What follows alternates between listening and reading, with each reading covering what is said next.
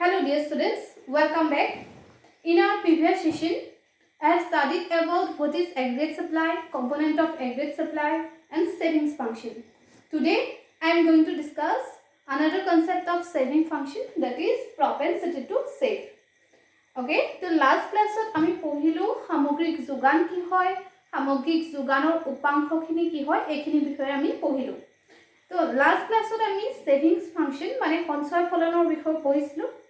সঞ্চয় ফলনৰ দুটামান কনসেপ্ট পঢ়িবলে এটা কনসেপ্ট পঢ়িবলে থাকি গৈছিল, হেতু হল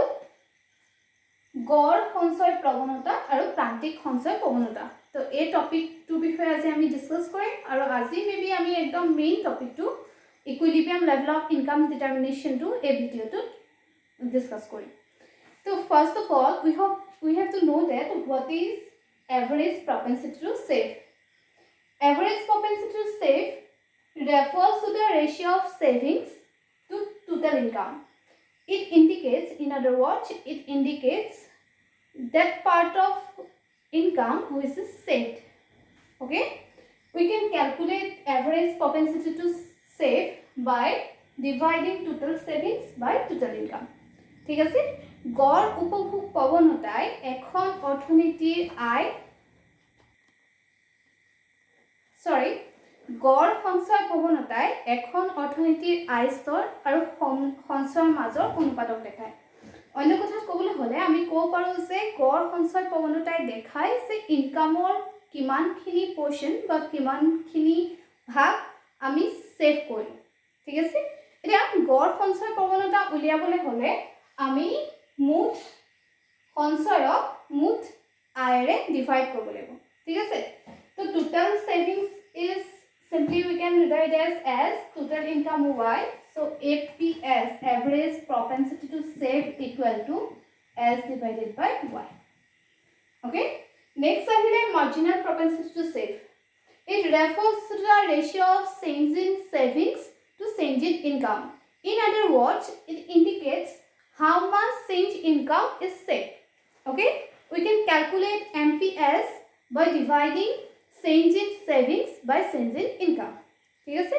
তো প্ৰান্তিক সঞ্চয় প্ৰৱণতা কি হয়, এখন অৰ্থনীতিৰ আমি জানো যে এখন অৰ্থনীতি আয় স্তৰ বৃদ্ধি হোৱাৰ লগে লগে বা আয় স্তৰ সলনি হোৱাৰ লগে লগে অৰ্থনীতিখনৰ উপভোগ আৰু সঞ্চয় দুইটাই সলনি হয়। তো সেই চেঞ্জ হোৱা আয়ৰ বা সলনি হোৱা আয়ৰ আমি কিমানখিনি সঞ্চয় কৰিলোঁ সেইটো দেখায় প্ৰান্তিক সঞ্চয় প্ৰৱণতাই। ঠিক আছে, তো প্ৰান্তিক সঞ্চয় প্ৰৱণতা ক্যালকুলেট কৰিবলৈ হ'লে আমি পৰিৱৰ্তন হোৱা সঞ্চয়ক পৰিৱৰ্তন হোৱা আয় ডিভাইড কৰিব লাগিব। ঠিক আছে, change in income indicate as del S and change in y as del y. So MPS equal to del s by del y. Okay, তো এইখিনিতে আৰু এটা কথা কৈ যাওঁ, তোমালোকক মই টেবুলৰ হেল্পত এইখিনি দেখাম। APS can be negative, it can be 0 and positive. ঠিক আছে, and MPS lies between 0 and 1 as MPC. Okay, তো এখন মই টেবুল বনাম, টেবুলখনত মই এইখিনি কথা তোমালোকক এক্সপ্লেইন কৰি দেখাইছো। তো টেবুলখন বনোৱালৈকে অলপমান ভিডিঅ'টো পজ হ'ব। ওকে, এখন টেবুল বনাইছো। সো ইয়াত প্ৰথম দেখুৱা আছে ডিফাৰেন্ট ইনকাম লেভেল, তাৰ এগেইনষ্টত কনজাম্পশন, এইখিনি এই টেবুলখনত প্ৰথম দেখুৱা হৈছে। ওকে, তো ইয়াৰ পৰা যদি আমি সেভিংসটো উলিয়াবলৈ যাওঁ তেতিয়াহ'লে মই তোমালোকক কৈছিলোৱে সেভিংস কেনেকৈ উলিয়াই S equal to y minus c হলে, তো 0 minus 40 to minus 40, 100 minus 120 minus 20, এনেকৈ এই S সেভিংস খিনি আমি প্ৰথমতে ক্যালকুলেট কৰিলো। ঠিক আছে, এতিয়া আমি নেক্সট ক্যালকুলেট কৰিব লাগিব APS আৰু MPS। APS ক্যালকুলেট কৰিবলৈ ইজি হয়। APS ৰ ক্যালকুলেট কৰাৰ ফৰ্মুলাটো কি আছিল, S divided by y, savings divided by income. Okay, তো এটা সোয়া ফার্স্ট লেভেলটো ইনকাম 0 আছে কাৰণে তোমালোকক মই ইয়াৰ আগৰ ভিডিঅ'টোত কৈছিলো যে ফাৰ্স্ট কলমটো আমি ব্ল্যাঙ্ক ৰাখো, একো নিলিখো। নেক্সট ইনকাম লেভেলত সেভিংস কিমান আছে -20, দেখিলা -20 ডিভাইডেড বাই 100, মানে ইয়াত s আছিল -20, y আছিল 100, তো AP s হৈ যাব s divided by y minus 20 divided by 100 তাৰ আনসাৰটো ওলালে minus 2.0 ঠিক আছে তো থাৰ্ড লেভেল অফ ইনকাম চোৱা সেভিংস টু 0 আছিলে ইনকাম টু 200 আছিলে 0 divided by 200 তো আনসাৰ 200 তাৰ নেক্সট অফ পৰা সেভিংস টু পজিটিভ আহি গ'ল 20 divided by 300 0.06 এখিনি ভ্যালু এনেকে সেভিংস টু ইনকামে ডিভাইড কৰি প্লাই এপিএস ৰ ভ্যালুখিনি উলিয়ালো হল তো ইয়াত তোমালোকে টেবুলখন দেখিবলৈ পাবা এপিএস ৰ ভ্যালুটো নেগেটিভ হ'ব পাৰে 0 হ'ব পাৰে আৰু এই বাকিখিনি পজিটিভ হৈছে হল নেক্সট আমি ক্যালকুলেট কৰিব লাগিব মাৰ্জিনাল প্ৰপেনসিটি টু সেভ এমপিএস তো এমপিএস ক্যালকুলেট কৰিব কাৰণে আমাক del s লাগিব এমপিএস ক্যালকুলেট কৰা ফৰ্মুলাটো আছে del s divided by del y তো তাৰ কাৰণে প্ৰথমতে del s খিনি লাগিব মানে সেভিংসৰ চেঞ্জ খিনি লাগিব তো প্ৰথম আমি এখিনি del s খিনি উলিয়াই লৈছো এছা প্ৰথম আছিল -40 একো চেঞ্জ হোৱা নাই কাৰণে প্ৰথম কলমটো আমি ব্ল্যাঙ্ক ৰাখিছো নেক্সট -40 পৰা -20 হৈ গ'ল 20 বাঢ়ি গ'ল তো তাৰ কাৰণে চেঞ্জ টু 20 নেক্সট আকৌ 0 লে 20 পৰা 0 লে 20 বাঢ়ি গ'ল তো 20 কে সেভিংস টু চেঞ্জ হৈছে হল এনে আমি ইনকামৰ চেঞ্জটো চাও ইনকামৰ চেঞ্জটো দেখাবলৈ হলে আমি del y দি দেখাম হল প্ৰথম সোৱা 0 আছে প্ৰথম একো নাই ব্ল্যাঙ্ক ৰাখিছো নেক্সট 0 পৰা 100 হৈ গ'ল তো তাৰ কাৰণে del y 100 নেক্সট 100 পৰা 200 again 100 তো এনেকে del y মানে ইনকামৰ চেঞ্জখিনি দেখাইছো প্ৰতিটো লেভেল অফ ইনকামত নেক্সট লেভেললে 100 কে বাঢ়ি যোৱাৰ কাৰণে del y টো গোটেইখিনি লেভেল অফ ইনকামৰ এগেইনষ্ট 100 হৈছে হল এতিয়া এমপিএস ক্যালকুলেট কৰিম মানে অসমীয়াত ক'বলৈ থাকি গৈছে প্ৰান্তিক সঞ্চয় প্ৰৱণতা আমি ক্যালকুলেট কৰিম এটা প্ৰান্তিক সঞ্চয় প্ৰৱণতা ক্যালকুলেট কৰিবলৈ হলে del s to del y divide কৰিব লাগিব মানে 20 divided by 100.20 again 20 divided by 100.20 তো এটা তোমালোকে দেখিবা যে যিমানখিনি এমপিএস ৰ ভ্যালু পালো এখিনি 0 আৰু 1 ৰ মাজত লাইজ কৰিব হলে এই 0 নহয় 1 নহয় এটা কেলে 0 নহয় কেলে 1 নহয় মই আকৌ এবাৰ কৈ দিছো তো আগৰ ভিডিওটো কৈছিলো যে ইনকামৰ দুটা পাৰ্টত ভাগ হয় টোটাল ইনকামটো তো এটা পাৰ্ট আমি সেভ কৰো এটা পাৰ্ট কনজিউম কৰো হলে সো দি এতিয়া আমাৰ চেঞ্জ হোৱা ইনকামটো আমি গোটেইখিনি আমি যদি চেঞ্জ হোৱা ইনকামটো আমি গোটেইখিনি সেভ কৰি দিও তেতিয়া হলে এমপিএস ইকুৱেল টু 1 হ'ব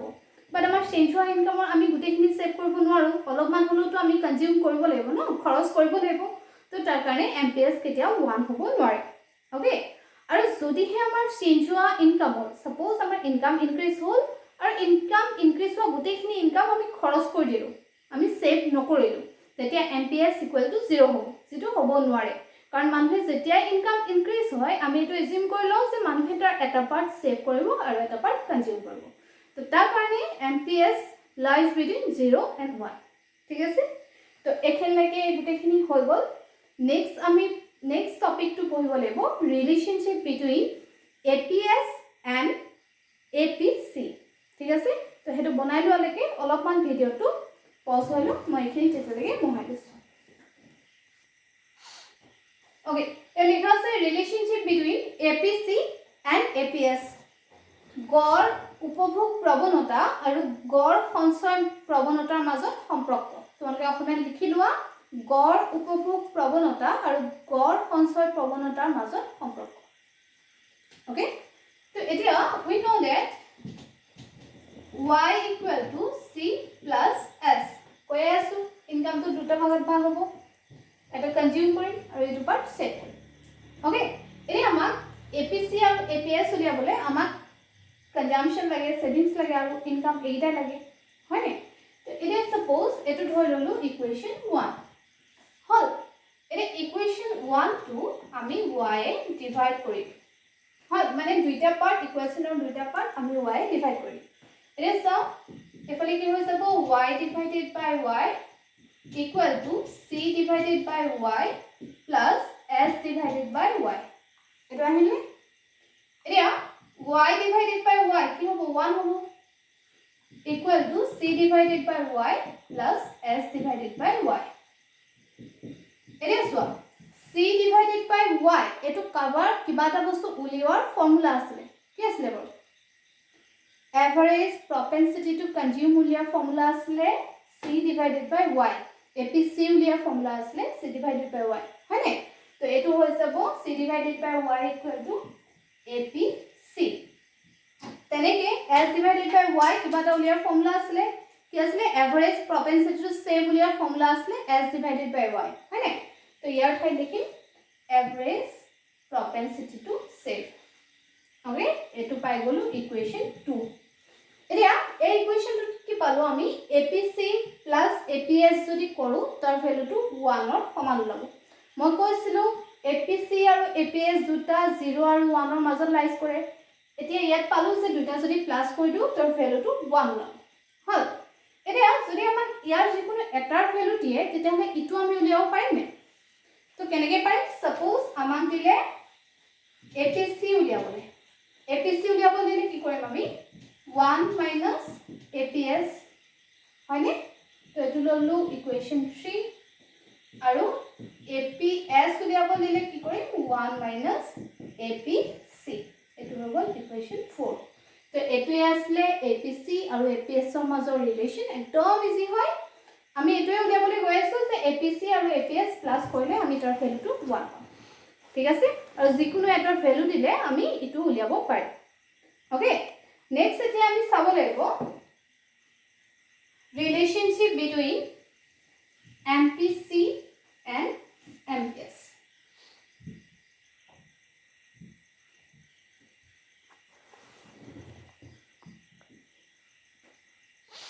okay again we know that y equal to c plus s okay এতিয়া MPC আৰু MPS উলিয়াবলে আমাক ইনকাম চেঞ্জ হোৱা কনজাম্পশন চেঞ্জ হোৱা সেভিংস চেঞ্জ হোৱা এখিনি লাগে হয়নে তো সাপোজ ইনকাম তো ইনক্রিজ হৈ গল বা চেঞ্জ হৈ গল চেঞ্জ তো কোনে ডেলে বুজায় ডেল y বুজায় ইনকাম চেঞ্জ তো ইনকাম চেঞ্জ হৈ যোৱাৰ লগে কনজাম্পশন চেঞ্জ হৈ যাব বা কনজাম্পশন ইনক্ৰিজ হৈ যাব কনজাম্পশন ইনক্ৰিজ হোৱাটো দেখাই ডেল CA আৰু সেভিংস ইনক্ৰিজ হোৱাটো দেখাই ডেল SA হলে এটো হৈ গল ইকুৱেচন 1 এতিয়া আমি আকৌ both সাইডক ইকুৱেচন 1 টু both সাইডক আমি del y ডিভাইড কৰিম এতিয়া ইয়াত কি হৈ যাব del y divided by del y এফালে হৈ যাব del c divided by del y plus del s divided by del y হয়নে এতিয়া del y divided by del y কি হয় 1 এফাল থাকিলে del c divided by del y plus del s divided by del y okay এতিয়া del c divided by del y কিবা এটা formula আছে কি হয় MPC উলিয়াৰ ফৰ্মুলা হয় তো MPC ইয়াত লিখি দিলো তেনেকে MPS ইকুৱেল টু কি আছে del s divided by del y তো ইয়াত লিখিলো MPS এটো হৈ গল ইকুৱেচন 2 মানে আমি কি পালো MPC MPS ইকুৱেল টু 1 হলে ইয়াৰ পৰা যিকোনো এটাৰ যদি আকো ভ্যালু দিয়া থাকে তেতিয়াহলে আমি ইটো উলিয়াব পাৰিম নে পাৰিম তো সাপোজ ভ্যালুটো দিয়া আছে MPC সাপোজ উলিয়াবলে দিয়া আছে তেতিয়াহলে কি হৈ যাব MPC 1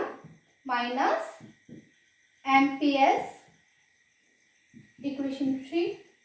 আৰু যদিহে আমাক MPS উলিয়াবলে দিয়ে তেতিয়াহলে হৈ যাব 1 minus MPC এটো হৈ গল ইকুৱেচন 4 তো এটো আছে relation that MPC plus MPS equal to 1 ঠিক আছে তোমালোকৰ এক্সামত এনেকৈ কোৱেশ্চন আহে মেথছখিনি মই এটা নেক্সট ভিডিঅ'ত চাগে মই মেথছখিনি কৰাই দিম তো ইয়াত সাপোজ এনেকৈ দিয়া থাকিব যে MPC ভ্যালুটো দিয়া থাকিব তো তাৰ পৰা তোমালোকে MPS উলিয়াব লাগিব বা APC ভ্যালুটো দিয়া থাকিব APS উলিয়াব লাগিব তো এইখিনি তোমালোকে চাই ল'ব লাগিব ঠিক আছে তো এইখিনিলৈকে আমি সেভিংছৰ লগত ৰিলেটেড আৰু বাকি যিকিটা টপিক থাকি গৈছিলে সেইখিনি কমপ্লিট কৰিলোঁ নেক্সট আমি এটা চাব লাগিব এগ্ৰিগেট সাপ্লাই কাৰ্ভ কেনেকৈ ড্ৰ কৰে তো টেবুলৰ হেল্পত সেইখিনি দেখাব লাগিব দেখুৱালৈকে ভিডিঅ'টো অলপমান পজ কৰিম ওকে সো আমি টেবুলখন বনাইছো টেবুলখনৰ ডিফাইন লেভেল অফ ইনকাম দেখাইছো এগেইন কনজাম্পশন দেখাইছো সেভিংস দেখাইছো আমি এগ্ৰিগেট সাপ্লাই ক্যালকুলেট কৰিবলৈ গৈ আছো এগ্ৰিগেট সাপ্লাই দুটা কম্পোনেন্ট আছে হয়নে কনজাম্পশন আৰু সেভিংস যে দুটা লাগে আমি এটা ইয়াত উলিয়াই লৈছো ইনকামৰ পৰা কনজাম্পশন মাইনাস কৰি গুটে সেভিংস খিনি দেখাইছো তোমাক অলপ আগতে মই কৈছিলো হয়নে এতিয়া এগ্ৰিগেট সাপ্লাই ইয়াৰ পিছত ক্যালকুলেট কৰিছো এগ্ৰিগেট সাপ্লাই কেনেকৈ ক্যালকুলেট কৰে C + S কৰি হল ইয়াত যোৱা কনজাম্পশন কিমান আছিল 40 প্লাস -40 মানে এনেকৈ হৈ গল 40 প্লাস -40 মানে তো হৈ যাব 40 - 40 = 0 तो एग्रीगेट सप्लाई ওলাই গল 0 नेक्स्ट कंजम्पशन আসলে 120 - 20 মানে প্লাসে কৰিছো প্লাস -20 তো एग्रीगेट सप्लाई হৈ গল 100 नेक्स्ट कंजम्पशन আসলে 200 + 0 তো 200 नेक्स्ट 280 + 20 300 এনেকৈ एग्रीगेट सप्लाई খিনি আমি ক্যালকুলেট কৰিলো হল এতিয়া তোমালোকে এটা কথা ইয়াত দেখিবা যে एग्रीगेट सप्लाई যিখিনি ওলালে সেইখিনি ইনকামৰ লগত একদম সেম হয় হয়নে মই তোমালোকক কৈছিলো যে aggregate supply also known as national income হয় তো তাৰ কাৰণে এগ্ৰিগেট সাপ্লাই খিনি একদম ইনকামৰ লগত সেম হয় নেক্সট এগ্ৰিগেট সাপ্লাই 0 হয় তাৰ কাৰণে এগ্ৰিগেট সাপ্লাই কাউন্টাৰ 0 পৰা স্টাৰ্ট হৈছে নেক্সট ইয়াৰ ইনক্ৰিজ হোৱা প্ৰপোৰ্শন টু সেম আছে কাৰণে aggregate supply counter 45 degree line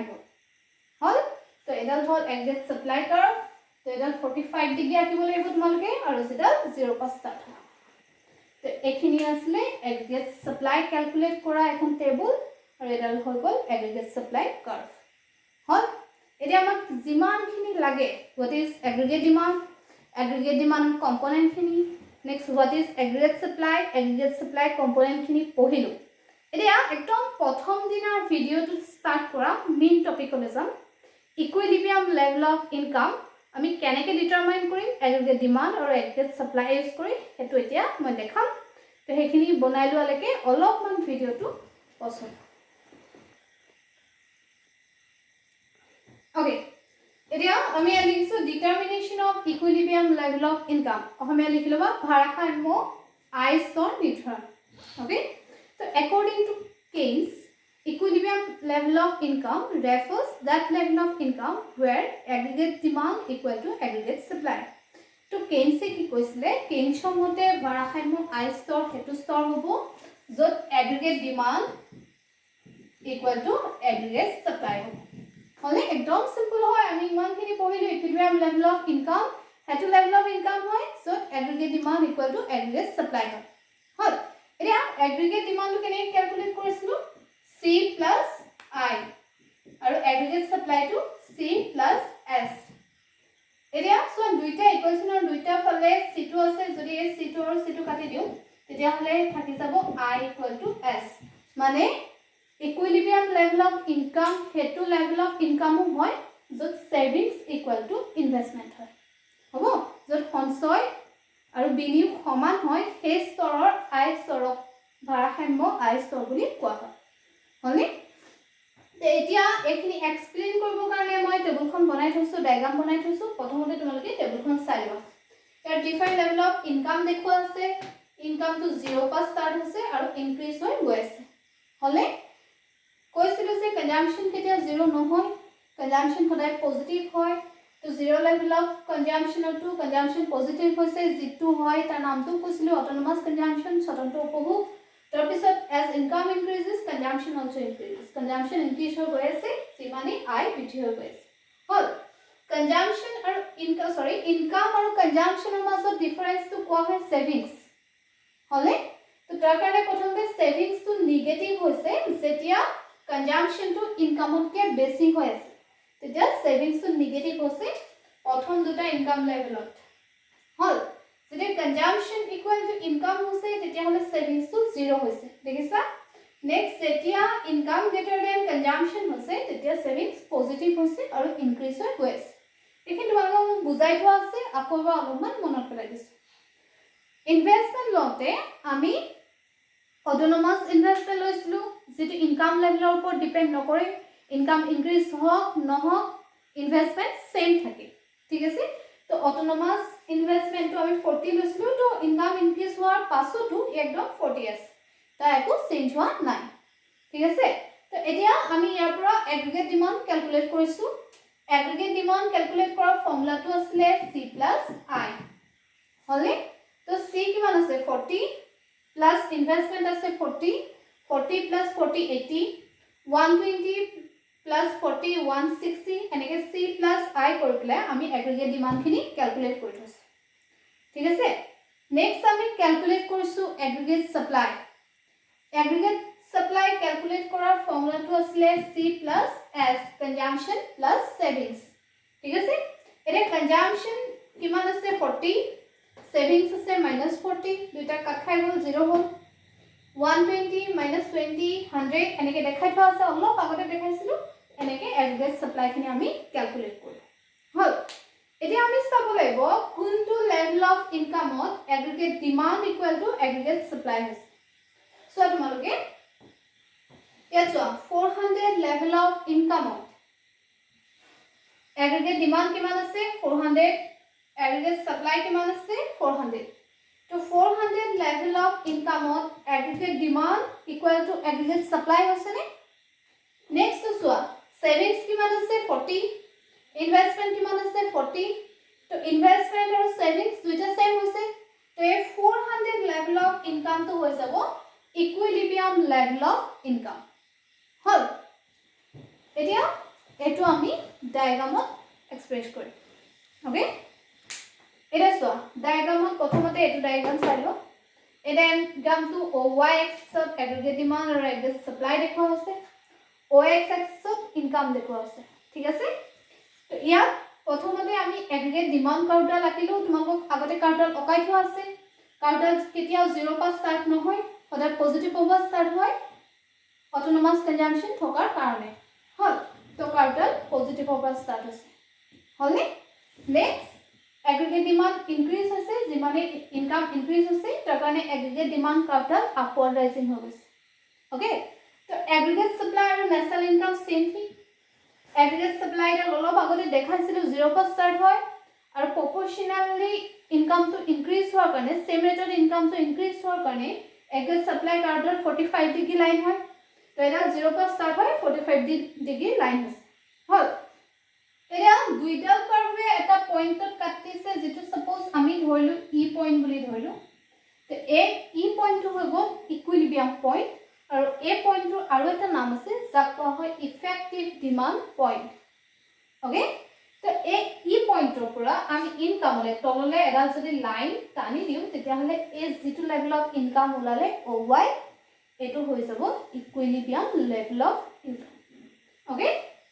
তো নেক্সট এটো আছে aggregate demand and aggregate supply approach next যদি কেতিয়াবা তোমালোকৰ সেভিং এণ্ড ইনভেষ্টমেণ্ট এপ্ৰোচ আহে তেতিয়ালৈকে অহা নাই যদি আহে তেতিয়াহলে এটো ডায়াগ্ৰাম ড্ৰ কৰিব লাগিব তো কি হয় সেভিংস কাউণ্টাৰ চোৱা নিগেটিভৰ পৰা ষ্টাৰ্ট হৈছে এই নিগেটিভৰ পৰা ষ্টাৰ্ট হোৱা এই এৰিয়াটো আৰু এটা মই ক'বলৈ থাকি গৈছিলে এইটো ডিস সেভিংস বুলি কয় দেই হলে তাৰ পৰা সেভিংস কাউণ্টাৰ আপৱাৰ্ড ৰাইজিং হৈছে OX এক্সিছত কটা মানে এই পইণ্টটোত আসলে সেভিংস ইকুৱেল টু 0 আৰু তাৰ ওপৰ পইণ্টটোত সেভিংস পজিটিভ হল ইনভেষ্টমেণ্ট কাউণ্টাৰ কি হয় যে ইনকাম লেভেলৰ ওপৰত ডিপেন্ড নকৰে তো তাৰ কাৰণে investment counter horizontal to OX axis হয় তো এটা হ'ল ইনভেষ্টমেণ্ট কাৰ্ভ সেভিংস আৰু ইনভেষ্টমেণ্ট দুইডাল কাৰ্ভে যেটো পইণ্টত কাটিলে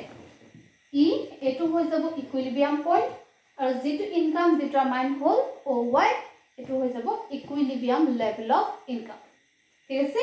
তো এটো হৈ গ'ল ইফেক্টিভ ডিমাণ্ড পইণ্ট আৰু এই পইণ্টটো যত সেভিং 0 হৈছিলে তো এই পইণ্টটো কোৱা হয় মনত ৰাখি যাবা ব্ৰেক ইভেন পইণ্ট যত কনজাম্পশন ইকুৱেল টু ইনকাম হয় সেভিংস ইকুৱেল টু 0 হয় সেই পইণ্টটো কোৱা হয় ব্ৰেক ইভেন পইণ্ট অসমীয়াত কোৱা হয় সমতা ভংগ বিন্দু হল তো এইখিনি আসলে ইয়াৰ explanation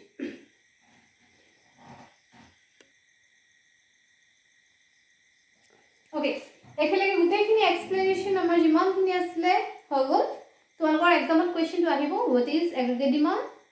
how equilibrium level of income is determined with the help of aggregate demand and aggregate supply approach হলে সামগ্ৰিক চাহিদা কি হয় আহিব যে কেনেদৰে সামগ্ৰিক চাহিদা আৰু সামগ্ৰিক বিধিৰ সহায়ত ভাৰসাম্য আয় নিৰ্ধাৰণ কৰিব পাৰি তো তোমালোকে এইখিনি এক্সপ্লেনেশ্যন লিখিব লাগিব what is aggregate demand what is aggregate supply next table আৰু এইখিনি ডায়াগ্ৰাম হল ডায়াগ্ৰামৰ এক্সপ্লেনেশ্যন লগত লাগিব এতিয়া আমি চাও কিয় AD equal to AS হলে হেতু লেভেল অফ ইনকামক ইকুইলিব্ৰিয়াম লেভেল অফ ইনকাম বুলি কয় যদিহে কেতিয়াবা AD greater than AS বা AS greater than AD হৈ যায় তেতিয়াহ'লে কি হয় আমি সেইটো চাম হ'ল প্ৰথমতে এই পাৰ্টটো চাম এই পাৰ্টটোত কি হ'ব এই পাৰ্টটোত চোৱা ইয়াত হৈ আছে aggregate demand greater than aggregate supply suppose 300 level of income এটো হলে 300 level of income or aggregate demand কিমান আছে 320 aggregate supply কিমান আছে 300 হয় নে মানে aggregate demand to aggregate supply কে বেছি হৈ আছে এৰিয়া যদি aggregate demand to বেছি হৈ থাকে এটো কি মিন কৰে বাৰু এটা মিন কৰে যে আমাৰ ইকোনমি খনে বেছি বস্তু ডিমান্ড কৰি আছে আৰু প্ৰডিউচাৰে যিমান বস্তু আমি ডিমান্ড কৰি আছো যিমান বস্তু আমি বিচাৰি আছো সিমানখিনি বস্তু আমাক সাপ্লাই দিব পৰা নাই মানে এগ্ৰিগেট সাপ্লাইটো কমি আছে হলে এতিয়া প্ৰডিউচাৰে যেতিয়া দেখিব যে মানুহৰ ডিমান্ডটো বেছি আছে আৰু সিমানখিনি আমি সাপ্লাই দিব পৰা নাই তেতিয়া হলে প্ৰডিউচাৰে কি কৰিব যিখিনি ষ্টক ৰাখি থৈছিলে যিখিনি ইনভেন্টৰী ৰাখি থৈছিলে সেই ইনভেন্টৰী ডিক্ৰিজ কৰিব মানে যিমানখিনি বস্তু মজুত হিচাপে ৰাখি থৈছিলে সেই মজুতখিনি কমাই সেই ষ্টকৰ পৰা বস্তু মাৰ্কেটলৈ উলিয়াই নি সেইখিনি সাপ্লাই দিয়ে হলে তো সাপ্লাই দিয়াৰ লগে লগে তেওঁলোকে দেখিলে যে এখিনি আমি মজুত হিচাপে ৰাখিব লগা ইনভেন্টৰী হিচাপে ৰাখিব লগা বস্তু আছিল তো এখিনি আমি মাৰ্কেটত উলিয়াই দিব লগা হ'ল তো তেওঁলোকে কি কৰিব নেক্সট প্ৰডাকশন টু ইনক্ৰিজ কৰি দিব হল এগ্ৰিগেট সাপ্লাইটো ইনক্ৰিজ কৰি দিব আৰু এগ্ৰিগেট সাপ্লাই ইনক্ৰিজ কৰি দিয়াৰ লগে লগে তেওঁলোকৰ ইনকামটো ইনক্ৰিজ হৈ যাব আৰু এই প্ৰসেসটো কন্টিনিউ হৈ থাকিব যেতিয়ালৈকে ইনকামটো আহি 400 পাই নাযায় হলে আকৌ কৈছো কি কৰিব যদি সামগ্ৰিক চাহিদা সামগ্ৰিক যোগানতকে বেছি হয় কি মিন কৰে যে আমি বেছি বস্তুৰ প্ৰতি চাহিদা সৃষ্টি কৰি আছো আৰু হিমানখিনি উপভোক্তাই প্ৰডিউচাৰে উৎপাদনকাৰী হিমানখিনি আমাক সাপ্লাই দিব বা যোগান ধৰিব পৰা নাই তো তাৰ কাৰণে উৎপাদনকাৰী কি কৰিব তেওঁলোকৰ যিখিনি মজুত আছিল সেইখিনি কমাই পেলাই সেই মজুতৰ পৰা বস্তু আনিব আনি পেলাই আমি যিমানখিনি বস্তু ডিমান্ড কৰি আছো আমাক সাপ্লাই দি দিব তেওঁলোকে দেখিলে যে আমি মজুত কৰিব লগা বস্তুখিনি উলিয়াব লগা হ'ল তো নেক্সট তেওঁলোকে নেক্সট বাৰ উৎপাদন বা প্ৰডাকশন ইনক্ৰিজ কৰি দিব তো প্ৰডাকশন ইনক্ৰিজ কৰাৰ লগে লগে সাপ্লাই ইনক্ৰিজ হৈ যাব সাপ্লাই ইনক্ৰিজ হৈ যোৱাৰ লগে লগে বা যোগান ইনক্ৰিজ হৈ যোৱাৰ লগে লগে তেওঁলোকৰ আৰ ষ্টৰটো বৃদ্ধি হৈ যাব এই প্ৰসেসটো তেতিয়ালৈকে কন্টিনিউ হ'ব যেতিয়ালৈকে ইনকাম লেভেলটো 400 লৈ আহি নাযায় ওকে নেক্সট আমি চাও যদি এগ্ৰিগেট সাপ্লাই টু এগ্ৰিগেট ডিমান্ডতকে বেছি হয় তেতিয়া কি হ'ব এই 500 লেভেল অফ ইনকাম টু চোৱা 500 লেভেল অফ ইনকামত এগ্ৰিগেট ডিমান্ড আছে 480 আৰু এগ্ৰিগেট সাপ্লাই আছে 500 হলে মানে কি হল এবাৰ প্ৰডিউচাৰে মাৰ্কেটলৈ বেছি বস্তু উলিয়াই আনিলে বেছি বস্তু সাপ্লাই দি দিলে বাট আমাৰ ডিমান্ডটো কম আছিল হলে 500 ইউনিট সাপোজ বস্তু সাপ্লাই কৰিলে আমাৰ ডিমান্ড আছিল 480 তো বাকি এক্সট্ৰা 20 ইউনিটস থাকি যাব নে তো হেখিনি কি কৰিব তেওঁলোকে ইনভেন্টৰী হিচাপে আকৌ ৰাখি দিব আগৰ যিখিনি ষ্টক আছিল ইনভেন্টৰী আছিল তাৰ লগতে নতুন ষ্টকখিনি প্লাস হৈ যাব তাৰ কাৰণে তেওঁলোকে ইনভেন্টৰী ইনক্ৰিজ হৈ যাব যেটো তেওঁলোকে বিচৰা নাছিল তো তেওঁলোকে দেখিলে যে যিমান আমি সাপ্লাই দি আছো সিমানটো মাৰ্কেটত ডিমান্ড নাই তাৰ কাৰণে নেক্সট তেওঁলোকে প্ৰডাকশন কমাই দিব প্ৰডাকশন কমোৱাৰ লগে লগে এগ্ৰিগেট সাপ্লাইটো কমি যাব এগ্ৰিগেট সাপ্লাই কমি যোৱাৰ লগে লগে তেওঁলোকৰ ইনকামটো কমি যাব এই প্ৰসেসটো তেতিয়ালৈকে কন্টিনিউ হ'ব যেতিয়ালৈকে 500 ৰ পৰা ইনকামটো কমি কমি গৈ 400 হৈ নাযায় ঠিক আছে অসমীয়াত কৈছো যদিহে দেখে যে সামগ্ৰিক যোগান সামগ্ৰিক চাহিদাতকে বেছি হৈ আছে তেতিয়া কি হ'ব যে উৎপাদনকাৰী বজাৰলৈ এটোই মিন কৰে যে উৎপাদনকাৰীয়ে বজাৰলৈ বেছি বস্তু উলিয়াই দিলে যাৰ ডিমান্ড ইমান নাছিলে যোগানটো চাহিদাটো কম আছিল তো তাৰ কাৰণে কি হ'ব যে এক্সট্ৰা যিখিনি বস্তু থাকি গ'ল সেইখিনি আকৌ মজুত হিচাপে ৰাখি দিব লাগিব তো আগৰ মজুত আছিল এতিয়া আকৌ নতুন মজুত আহি গ'ল তাৰ কাৰণে মজুতৰ পৰিমাণটো বৃদ্ধি হৈ যাব যেটো তেওঁলোকে বিচৰা নাছিল সেই মজুতৰ পৰিমাণটো বৃদ্ধি হৈ যোৱাৰ লগে লগে তেওঁলোকে নেক্সট উৎপাদনটো কমাই দিব উৎপাদন কমাই দিয়াৰ লগে লগে তেওঁলোকৰ যোগানটো কমি যাব যোগানটো কমি গ'লে তেওঁলোকৰ আয় কমি আকৌ ইকুইলিব্ৰিয়াম লেভেল অফ ইনকাম যেটো আছিল 400 হেতু লগত ইকুৱেল হৈ যাব তো এখিনি আছিল ইকুইলিব্ৰিয়াম লেভেল অফ ইনকাম ডিটাৰমাইন কৰা প্ৰসেস এক্সপ্লেনেশ্যন এইখিনি গোটেইখিনি তোমালোকে এক্সামত লিখিব লাগিব এটা বহুত ইম্পৰ্টেণ্ট কুৱেশ্যন হয় এইটো এক্সামত 6 মাৰ্কছৰ কাৰণে আহে অ'কে তো আজিলে এইখিনিয়ে আছিলে তো নেক্সট ভিডিঅ'ত আকৌ ইয়াৰ এই ইউনিটটোৰ যিমানখিনি পিছৰখিনি আছে সেইখিনি পঢ়িম তো এইখিনিলৈকে তোমালোকে ক্লিয়াৰ কৰি ল'বা আৰু যদি কিবা ডাউট আছে নেক্সট ডাউট ক্লাছত মোক সুধি ল'বা ঠিক আছে তো আজিলে বাই বাই